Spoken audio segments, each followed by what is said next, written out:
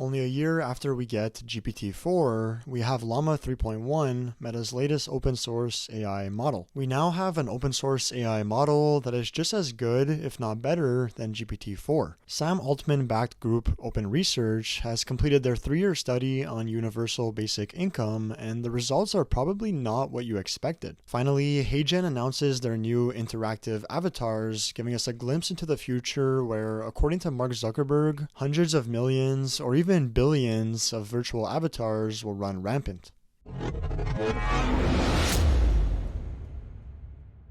So Llama 3's 405 billion parameter model is finally here, and its name received a little upgrade. They're now calling it Llama 3.1, and Meta released 2 other models along with it, Llama 3.1 8 billion parameter and Llama 3.1 70 billion parameter, upgraded versions of the previous Llama 3. Jumping right into the performance, here they're comparing Llama 3.1 405 billion parameter to state-of-the-art models like GPT-4o and Claude 3.5 Sonnet. As you can see, the numbers highlighted in light blue are the highest numbers in that category, meaning Llama 3.1 is leading all frontier models in multiple popular benchmarks like the GSM 8K, the ART Challenge, and the Infinite Bench. When comparing it directly with GPT-4, it only actually gets beat out on one benchmark, the NIH multi-needle benchmark, which is essentially the needle in a haystack test. GPT-4o does do a little bit better than GPT-4, but Claude 3.5 Sonnet really seems to be the best model right now, at least overall. Now, benchmarks only tell part of the story, another part is human evaluation. According to Meta, humans tended to prefer the outputs generated from GPT-4 slightly more than from Llama 3.1, yet, surprisingly, they preferred Llama 3.1 over Claude 3.5 Sonnet. GPT-4o was by far the most preferred model, although most outputs were generally pretty similar across each of these models. So this brings us to the reason this model release is so important. Yes, the model is state-of-the-art and is just as good as, if not better, than the best models we have right now. But what makes this model stand out is the fact that it's open source. Mark Zuckerberg strongly believes open source is the path forward, and as a result, all of Meta's AI models are open source. In this letter he posted about his thoughts on open source, he addresses some of the safety concerns regarding the open sourcing of AI models. He states, "Some people argue that we must close our models to prevent China from gaining access to them, but my view is that this will not work and will only disadvantage the US and its allies. Our adversaries are great at espionage, stealing models that fit on a thumb drive is relatively easy, and most tech companies are far from operating in a way that would make this more difficult. It seems most likely that a world of only closed models results in a small number of big companies plus our geopolitical adversaries having access to leading models, while startups, universities, and small businesses miss out on opportunities. Plus, constraining American innovation to close development increases the chance that we don't lead at all." So I would tend to agree with him here. I do believe open source is the way to go despite the potential consequences, because I think in the long run, the good we can do with open source AI will significantly outweigh the bad, but I'm curious to hear what you guys think. Let me know in the comments. Only a day after Meta releases Llama 3.1, Mistral releases their very own state-of-the-art open source AI model, Mistral Large 2. This model performs exceptionally well in code and reasoning benchmarks on par with other state-of-the-art models like Llama 3.1 and GPT-4o. It also does well on human evaluation benchmarks, again performing on par with frontier models. For its size, being only 123 billion parameters, about a third the size of Llama 3.1 and a magnitude smaller than GPT-4o, it still manages to perform on par with these models, which is truly incredible and proves that scale isn't everything. So this is 2 days in a row now that we get a new state-of-the-art open source AI model, and as you know, if you've been following the AI space for a while now, whenever open source models catch up to closed source frontier models, it is usually followed by the release of a new frontier model that significantly surpasses the capabilities of all other models in the industry, just like GPT-4 and GPT-3. In other AI model news, Elon Musk announced in a tweet that Grok 3.0 has begun training, and they will be using 100,000 NVIDIA H100s to train it, making it the most powerful AI training cluster in the world. And just for reference, OpenAI claims they used only 25,000 NVIDIA A100 GPUs to train GPT-4, which are now considered outdated. So the capabilities and performance we will get from an AI model trained on 100,000 NVIDIA H100 GPUs GPUs is very hard to imagine. And according to Musk, it might be something we see by the end of this year.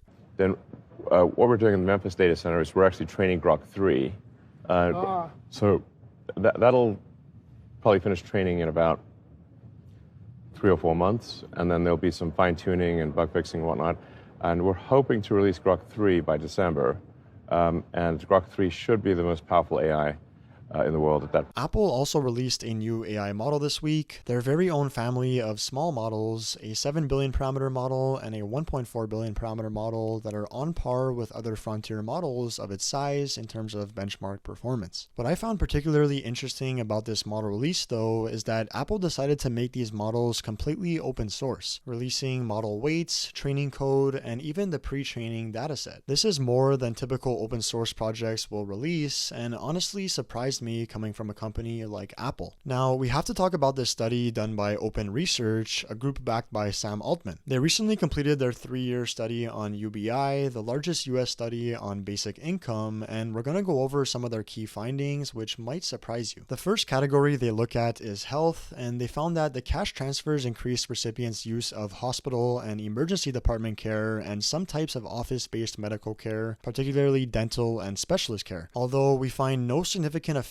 on measures of physical health, the increased utilization of medical care may lead to long-term health benefits. More specifically, they saw a 10% increase in recipients receiving dental care, a $20 increase in spending on medical care, and a 20% decrease in drinking that interfered with responsibilities. So a common belief about UBI held by some people is that if you give people extra money, especially low-income people like in this study, they will just spend it on booze and drugs, but in reality, the study argues that it will actually do the opposite, and they have the stats to back it up. Then they looked at spending and found that on average, recipients spent the money on basic needs like food, transportation, and rent, and on supporting others. Once again, disproving the misconception of what people will spend their basic income on. The last category they looked at that I thought was important is employment. They found that on average, recipients worked slightly less and as a result earned slightly less income, although they were more likely to be actively searching for a job and gave more importance to finding interesting or meaningful work. Now, the decrease in hours worked is seemingly insignificant, but I'd bet that if you increase the amount of basic income these people received, a lot more of them would work less, but a lot more of them would also be able to work a job they actually enjoy and find meaningful rather than just taking any job they can get. And in my opinion, I could see that having a drastic positive change on our society. So in conclusion, the study essentially found that giving people a basic income of $1,000 per month will on average slightly increase their quality of life. For some, it'll be more significant, and for others, not so much. The next step here would be to test out different amounts of money to see if the effects are similar and predictable, and I'm sure we will be seeing a lot more UBI studies in the future, so definitely something we'll be looking out for. Speaking of Sam Altman-backed companies, OpenAI is in talks with Broadcom to develop their own AI chips. This would be a big move for OpenAI, making them unreliant on companies like Nvidia for their chips, and in the long run would make their training runs much cheaper. All we know right now is that this is something they're discussing, and no plans have been put into action yet, so another story will be following that I'll keep you guys updated on. Before we move on from OpenAI, they are yet again under scrutiny. This time, US lawmakers have personally drafted and sent a letter to OpenAI where they ask one simple question. Does OpenAI plan to honor its previous public commitment to dedicate 20% of its computing resources to research on AI safety? A pressing question for OpenAI, I'm sure, as they've just recently disbanded their entire AI safety team, but this is probably something OpenAI will simply not address unless it comes to a point where they absolutely have to.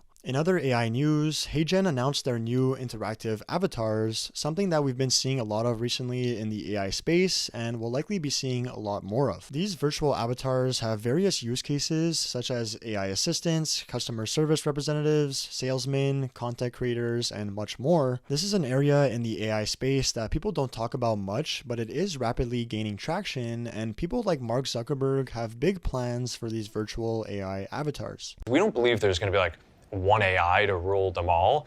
Our vision is that there's going to be millions or just billions of different models out there. So not one God, but many?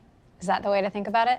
Well, I don't think they're going to be gods. But I do think that to some degree, if you're like an organization, you think you're going to create like this one super intelligence, it does have this feel to me of like people trying to create a god. And that's just, I find that both the wrong way to look at it, but just also very unappealing. There's almost 200 million creators on our platforms. They all are trying to build their community. People want to interact with them. There aren't enough hours in the day. Like, I want to make it so that every single one of them can easily train like an AI version of themselves that they can make it what they want. So it's almost like a kind of artistic artifact that they're putting out there for their community that allows their community to interact with them, but also gives them control over how that interaction happens. And I think that that's going to be great. And there's going to be millions, or eventually hundreds of millions of those.